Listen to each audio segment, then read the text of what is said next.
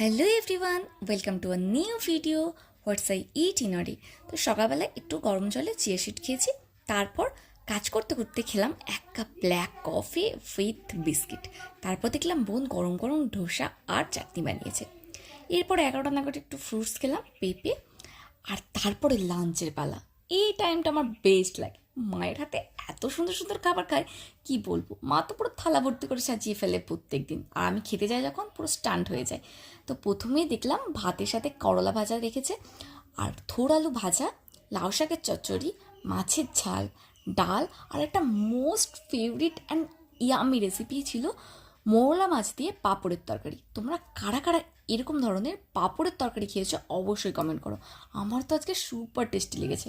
তারপর সন্ধেবেলা post workout মানে জিম থেকে ফিরে একবারে ডিনারটা করে নিয়েছি। এটা খেয়েছিলাম boiled corn and boil egg. So এটাই আজকের মতো, টাটা।